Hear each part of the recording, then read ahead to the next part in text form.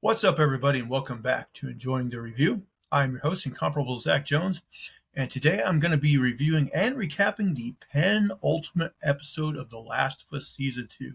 That's right, The Last of Us Season 2, Episode 6, entitled The Price. But guys, do you know what doesn't have a price? Hitting that subscribe button doesn't have a price. Leaving me a thumbs up, no price, absolutely free. Leaving me a comment. You can also listen free of charge in audio form on your podcast catcher of choice. And for absolutely free, you can follow me on social media, either on Twitter at Zach Jones Live, ZachJonesLive, or on Blue Sky at Enjoying the Review. Of those accounts, I'm probably a little more active. Well, I'm definitely a little more active on Blue Sky, so that's when I would suggest more so. But either way, come on over, give me a subscribe. So guys, another week goes by and another pretty solid episode of The Last of Us. I will say I had maybe a couple minor gripes with this episode, but I'm still going to rate it pretty high. I'm going to give it a 7.8 out of 10. So off the bat, spoiler alert. So what did I like about this episode? Well, for one, I thought this episode had a really good framing device. So this episode starts out with Joel as a teenager, and we find out he has an abusive dad, and his dad just kind of gives him the speech. It's like, hey, I know I'm not the best father, but I did better than my dad, and I hope that one day you will do better than I did. And then as kind of a bookend, at the end of the episode, Joel basically gives that same speech to Ellie. So I just kind of like that as a framing device, a good bookend for the episode, I thought. Another thing I liked is I thought they found a way to give a clever shortcut for Ellie figuring out that Joel had lied to her about the events of season 1 and what happened in Salt Lake City. It's been a while since I played the game, but I think in the game, there's this whole section where the two of them actually go back to Salt Lake City, and that's where she figures it out or whatever. And so I thought here just having he gives her that look during this episode when he lies to her, and then she kind of puts together that, hey, like exactly how he looked when he told me, when he swore to me that what he told me what happened in Salt Lake City actually happened, and she puts it together that he was lying. So I like that as kind of a clever shortcut, not to have to rehash what was in the game and getting the same result of her figuring out. I thought that was a good decision on the writers of this episode. And the third thing I liked is this ended up being for us as an audience member, like a good farewell to Joel. So we didn't have to have, his ugly death, be the last time we see him and have that in our mind. It kind of reminded me, I like that line Ellie had, I think in episode 3, where, she basically, Gail was asking her about Joel, and she says, your experiences with a person is more than the last interaction you had with them, and so I liked it. We got this, Okay, a couple things I didn't like. And this is nitpicky stuff because I really did like the episode. But so this episode is structured where it goes from, her 15th birthday, and it's going through her birthdays and as a narrative device, which is fine. But then you find out that all these significant things just conveniently always happen on her birthday. First birthday, she is where she purposely scarred her arm to cover her bite marks. And then the other birthday is where she got her trademark tattoo. And it's really everything significant, that changes her appearance happens on her birthday. And, it just seemed from that standpoint a little convenient, but I get it. It's a good narrative device. But then when the conceit is that, uh, her birthday always, marks something significant we know about her, it's like, maybe a little convenient. And then the other thing, and this will, I guess, only apply to people who've played the game, but I wrote down the original stuff is more interesting than the video game stuff. Um, because again, the big thing about The Last of Us is so much is taken directly from the video games. And when that happens, I'm less engaged because I know what's going to happen and I'm just kind of, waiting around for what I know is going to happen. And it's not that it's done bad. Like, we get the dinosaur museum scene, the scene where they're in the spaceship, and it's a good scene, but it's like there was no discovery there for me. I knew exactly what was going to happen, and they did it well, but I knew exactly what was going to happen. So, um, the stuff that veers closer to the video game isn't really doing it for me, even though it's technically done well. You know what I mean? And again, I get it with adaptation. You're damned if you do, damned if you don't. If they didn't have that stuff in there, hardcore fans would have complained. I get that. I just think maybe they gotta mix things up a little more. Like, maybe have the dinosaur museum, but have it play out a little bit differently than in the game. So that would be my only kind of gripes and nitpicks. But again, overall, very strong episode, and I liked it a lot. So, guys, let's get into the nitty gritty. Let's get into the details, and I'll kind of give my commentary as I recap the episode. So, like I said, this starts with a flashback all the way back to 1983, where a teenage Joel is protective of Tommy. Like, Tommy did something, was trying to get drugs, and another kid got hurt or something. I forget exactly. And, Joel's like, don't worry, I'll protect you from her dad who's coming home. Turns out their dad is a cop, played by, I forget the actor's name, but he was he was kind of the antagonist in Better Call Saul. Also had a bit part in the latest Daredevil season. He plays the swordsman. He's also in Hawkeye. But great actor. He always does a really good job whenever he shows up. And yeah, his father basically, he's kind of prepared for the worst. He thinks, he's going to have to take a beating for Tommy. But instead, his father just tells him that he's like, hey, listen, I know I'm not the greatest dad. I know I hit you sometimes. But he's like, my dad once broke my jaw. And, I'm at least a little bit better than he was. And I hope, that down the road, if you have a kid of your own, that you'll be just a little bit of a better father than I was. So now we flash forward to the point in time. This would be, I guess, between season 1 and season 2. This is 2 months Joel has been in the Jackson, Wyoming town. And he scavenged some Lego blocks for Seth's grandchildren. And, we don't know exactly what Seth is doing for him, but he's like, he's like, do you want vanilla or chocolate? And say vanilla because that's easier. We also, Seth mentions that he used to be a cop. So Joel goes to his house, and we get a montage of him fixing up a guitar for Ellie. So he cuts up this bone, and he puts the bone in the guitar, and he uses a Dremel tool to carve a moth based on one of Ellie's drawings in her room on the guitar. I think he even restrings it and puts a different fresh string tighteners. I don't know what you call those on the guitar. He fixes it all up at this point. But all of a sudden, he hears a commotion, and Tommy and Ellie come in.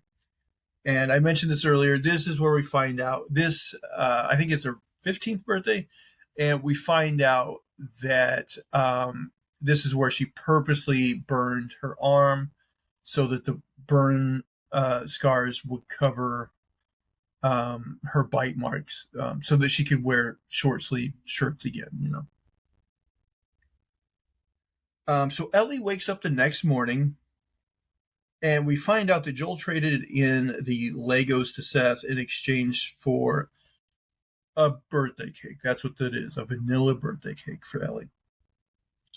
Of course, Seth spelled her name wrong. He spelled it Eli. So Joel shows her the guitar he made for her. It's her birthday present. And Ellie decides she wants Joel to play and sing something for her. So he sits down and he plays and he sings Future Days by Pearl Jam. And not that I'm definitely not a Pearl Jam expert. I've heard some of their hit songs. I got to say, I didn't recall that one at all. But I did notice that was the song Ellie started to play in the last episode when she was in the theater all by herself. So a little bit of a throw or a reference there, So now another cut in time. We cut to 1 year later, and Joel is taking Ellie on a surprise trip. Again, not a surprise for any of us who've played the video game, but there you go. I did like kind of some of their banter back and forth here. Joel mentions that he thinks Ellie has eyes for Jesse. He's like, I can tell these things. I see the way you look at him and stuff. And, she's basically like, no, I don't think you do see everything, and so they had some fun little dialogue there that I enjoyed. So we find out that the surprise is that Joel is taking her to a dinosaur museum. And it also has space stuff in there. They find I forget what you call it, but you can move the thing and it has the planets, moving in the solar system and everything. But they look around a bit and then they find a spaceship. And I think Joel says it's Apollo 15 for whatever reason was moved to this museum. And she wants to get inside, but Joel's like, hey, first you need an astronaut helmet. So she breaks a display case, gets an astronaut helmet. They go in, and Joel has her listen to a tape of like a space shuttle countdown and take off. And for a moment there, we kind of go into Ellie's imagination, and we see like the light shining past her face and stuff. And, her imagining actually taking off in a spaceship. So, I guess a cool narrative device where, we know it's not literal. We're actually, seeing things from her imagination, her point of view. But a good scene. So now another time jump. We cut to 1 year later, and Joel brings Ellie this time a chocolate cake that has her name spelled correctly. But he's looking for her, and he goes up into her room, and what does he see? He catches her fooling around with Kat, who we learned in an earlier episode that they had a, former, I think maybe episode 1, they had a former romantic fling, and so this is that. But Joel also sees that she got her tattoo started on her arm, and also they were smoking marijuana. So they start to fight a little bit. And, Joel's basically like, hey, we'll discuss this later when you're actually yourself. And so we get the sense here that, Joel's not ready for her to be an adult. I very much get the sense that he wants her to be, quote unquote, his little girl a little longer. And he doesn't realize that she kind of is her own person now. And she is being herself, She is gay. She does maybe, like to smoke pot now and then, She likes her individuality and is into getting tattoos, And it kind of hits him all at once and he's not ready for it. So later on in the middle of the night, Joel is waken up by the sounds of Ellie trying to move her mattress down into the garage. She wants to to move out and get a little more independence. Um, and she basically says, sorry, not sorry for the thing she was doing. And Joel says, maybe it's a good idea that she have a space of her own. But then they keep talking and they kind of make up with each other. And he looks at her tattoo and he's like, actually, it is good work. And he also sees the moth stuff, on her walls. And he's like, what's the deal with the moth? And she's like, oh, well, I like, what it symbolizes in like dreams and whatnot. And he's like, oh, it represents change. And again, kind of on the nose with what's going on and everything, but it's fine.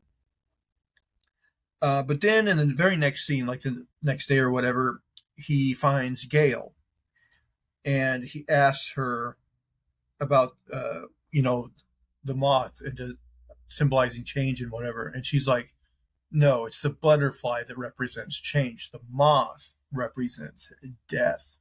Bum, bum, bum.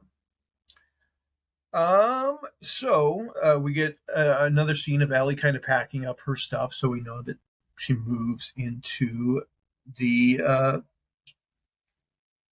garage. So now we move 2 years forward in time.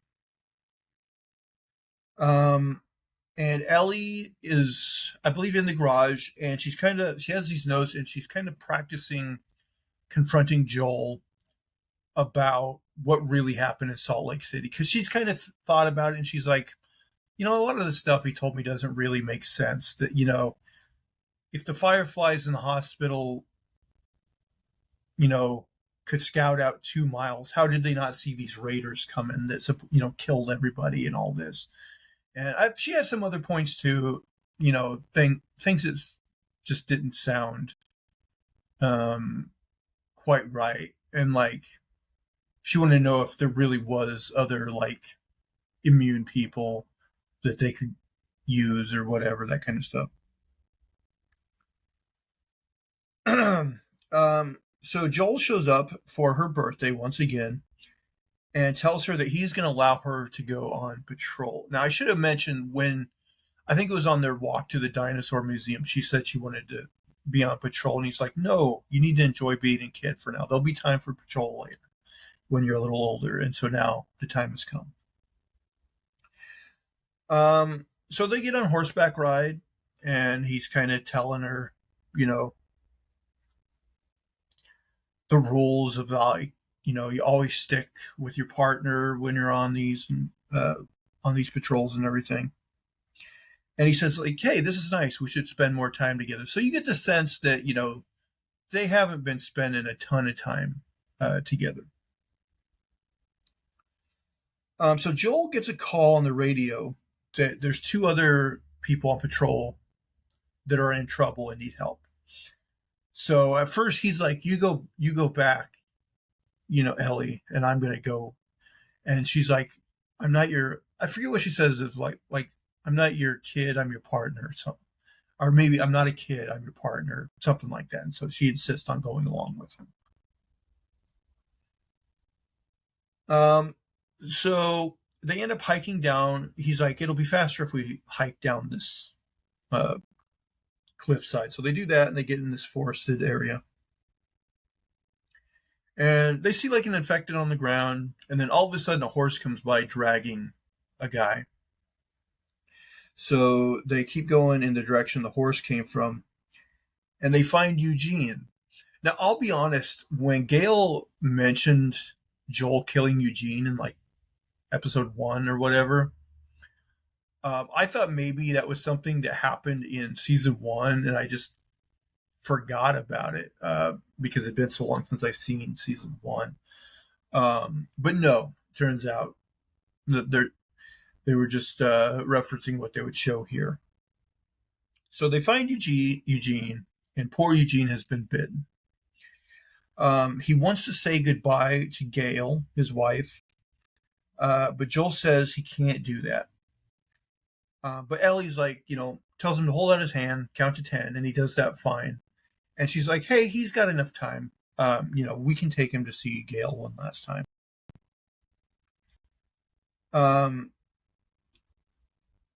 And so Jill's like, all right, go get the horses, Ellie.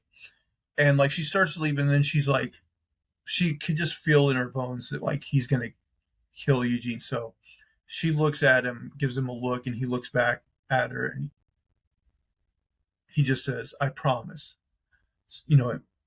Insinuating he promises he won't kill Eugene. But even though he promised, he takes Eugene out by the shoreline, and we see that he intends to kill him. He tells him if he's got any last words, he'll pass them on to Gail for him. But Eugene says that he needs Gail's last words. He needs to hear from his wife one last time. That's important to him. And he says that he needs to see her face one last time. Joel tells him that if you love someone enough, you can always see their face. So this was they got Joey Pantoliano. I forget how you pronounce his name, but he plays Eugene, and he basically takes a minute and he's like, I can see her face. And then Joel shoots and kills him. And it kind of does that hacky cliche thing where instead of hearing the gun sound, it zooms out and we just see a bunch of birds fly off, which is kind of a cliche thing, but it's fine. A nitpick, but I don't know. So Ellie shows up with the horses. And Joel apologizes to her, but she looks just horrified, So then they're riding back on the horses, and Joel tells her that he will tell Gail just what she needs to know and nothing more, because that's the right thing to do and not to, needlessly hurt her feelings. But Ellie's in the lead, and we see she is just and he also tells her like he had no choice, but Ellie is she's silent and she's crying and she looks kind of pissed off and devastated all at once, So they get back and Joel does what he said he was going to do. He lies to Gail and he tells her, oh, Eugene was real brave and, he wanted to protect you at all costs. And so he ended things himself. And Ellie gets pissed off and ends up telling Gail the truth, which makes her slap Joel across the face. And Ellie just looks at him and says, you swore, So, she's pissed at him. So now another time jump, 9 months later. Now we're to the New Year's dance from episode 1. And I liked this. So in episode 1, it seemed like Ellie just walked past the house and never spoke to Joel again. And then, he died and she had this thing on her conscience where she should have talked to him, but she didn't. But we find out, no, that's not what happened. She actually did come back and they talked. And so I do like that. And she says that the look he had when he lied to her about Eugene was the same look he had when he told her about Salt Lake City, and that he swore what he said was the truth.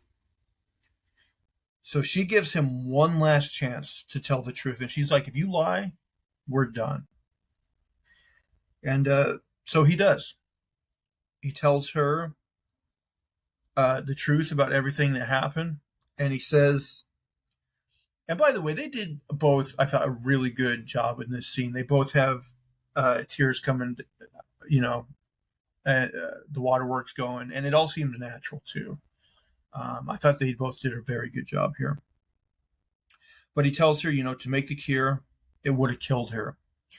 And this blows her up, and she says, well, then that was what was supposed to happen. and that would have given her life a purpose.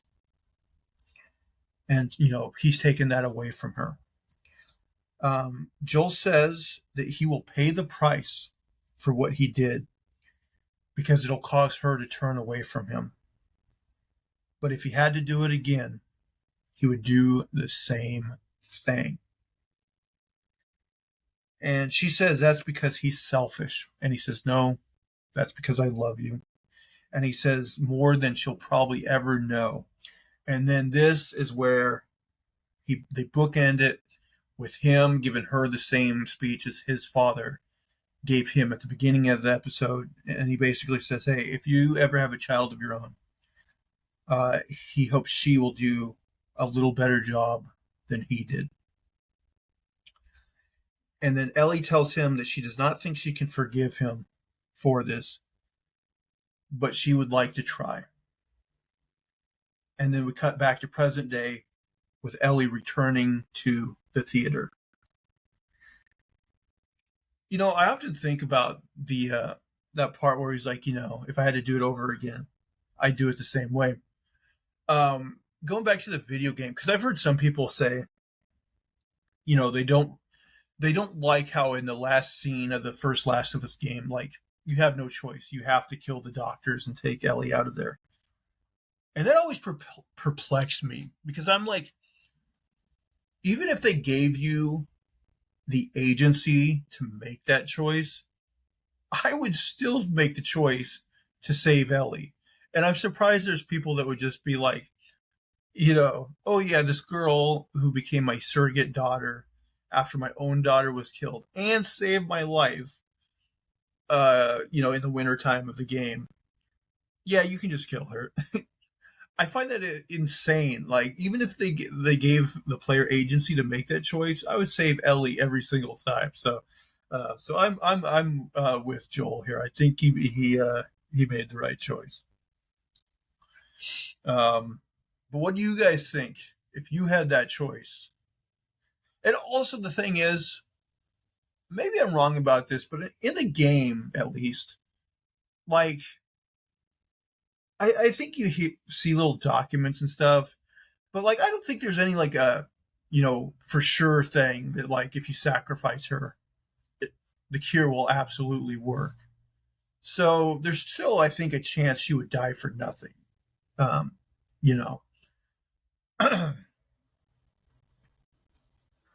But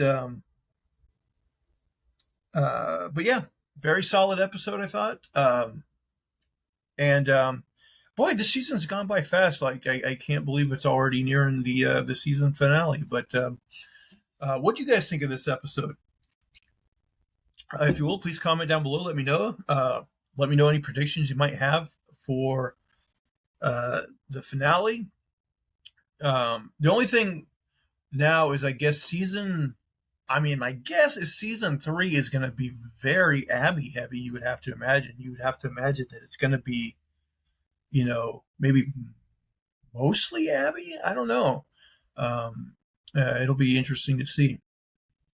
But I do kind of wonder too, if this season finale, it wouldn't surprise me if like the season finale ends with Abby and her confronting each other inside the theater, and then that's kind of the cliffhanger, and then season 3 will kind of start with Abby's journey. But who knows? That would just be, from a structural standpoint, though, that would make sense. So, but we'll just have to wait until next week and see. So, guys, I think that'll do it for today's episode. If you will, like I said in the beginning, please subscribe to the channel. Please comment, give me likes, positive reviews. You can listen in audio form on your podcast catcher of choice. And you can follow me on social media, either on Twitter at Zach Jones Live, ZachJonesLive, or on Blue Sky at Enjoying the Review. But guys, until next time, I hope you're enjoying the review. Bye, guys.